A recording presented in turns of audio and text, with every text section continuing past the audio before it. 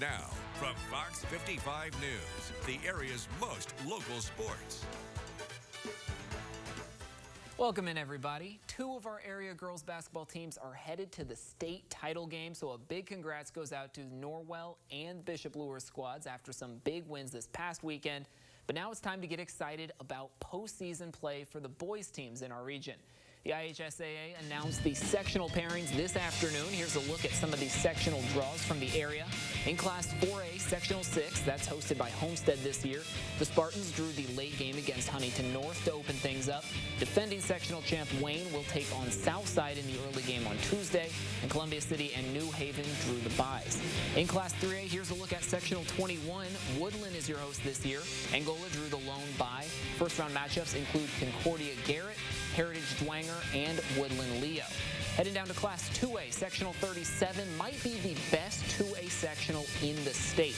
Hosted by Bluffton, it features 4 teams ranked in the top 10 in the class. Those are Blackhawk, Luers, Manchester, and Adams Central. The defending state champ, Blackhawk, got the bye, and there you see the other first-round matchups.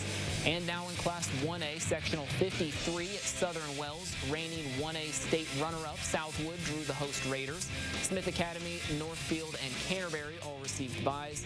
Full sectional pairings can be found on our website, WFFT.com. With just 5 games left in the regular season for the Purdue-Fort Wayne women's basketball team, they've got the chance to separate themselves from the pack and finish near the top of the Horizon League. A win over Detroit Mercy this afternoon would certainly provide a major boost. Let's head to the Gate Center, where the Mastodons are looking for revenge after coming up short against the Titans last month. Early in the game, Destiny Marshall, quick hands. The steal turns into an easy bucket at the other end.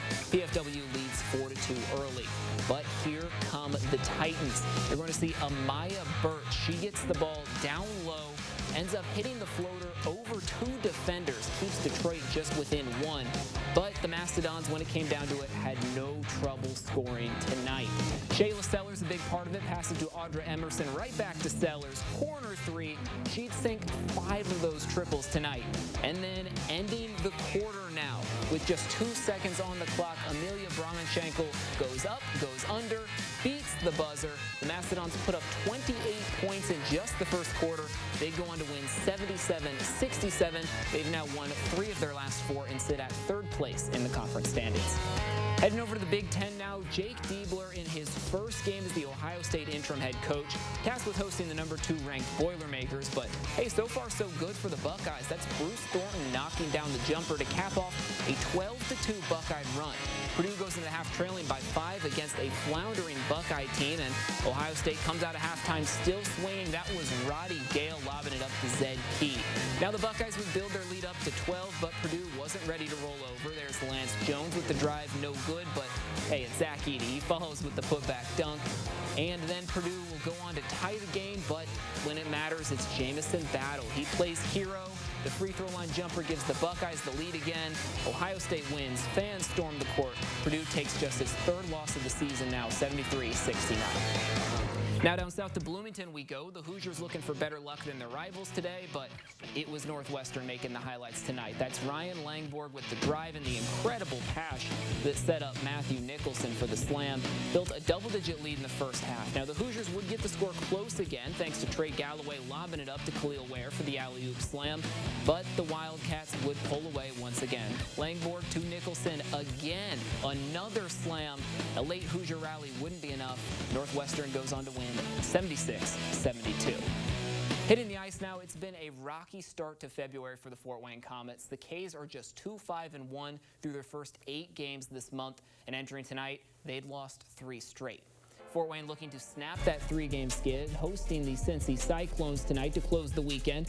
We start in the first period where there is no score yet, but here's Cincy's Zach Andrusiak. He finds the back of the net. His 24th goal of the season makes it 1-0 Cyclones.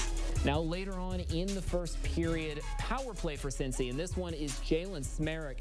He lights the lamp from the blue line. Cyclones go up 2 after just the first period, and they'd add one more, taking a 3-0 lead. But Fort Wayne finally finding some life. Here's Jake Chason, fires from the slot, his 4th make of the year. That makes it 3-1, starts the comeback effort, but that also ends the comeback effort. The late in the second, it's going to be Smerek again for Cincy, his second of the night, his 12th of the year. The Cyclones hand Fort Wayne their 4th straight loss, 4-1, your final. It's just our lack of playing a 60 full minutes. I think for whatever reason, we have to feel like we're in a game or we have to be losing to really find our desperation, and then we're a great team and we come back and we press the issue, we score goals, and our intensity's there, but it takes something for us to get going, and don't really know what that answer is right now. I don't know why we seem to have lapses or late starts, but yeah, I mean, we know we're still in it. It's just, for whatever reason, the mentality has to get back to desperation mode, because let's face it, we have to be desperate now.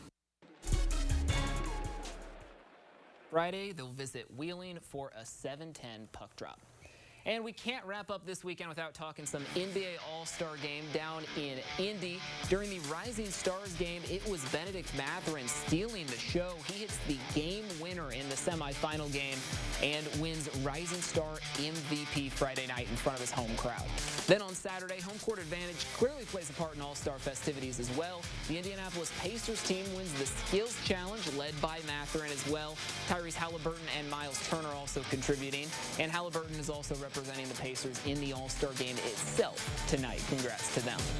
Now, if you were eagerly awaiting the Daytona 500 this afternoon, this is the scene you would have been met with. Rain postponed the race to tomorrow afternoon, but hey, you can still catch all the action here on Fox 55. The race is set to start at 4 p.m. tomorrow, so you'll be able to watch following the conclusion of Indiana and Illinois women's basketball. Fox 55 won't have our regular newscast at 5 and 6, but you can still catch us tomorrow night on First at 10.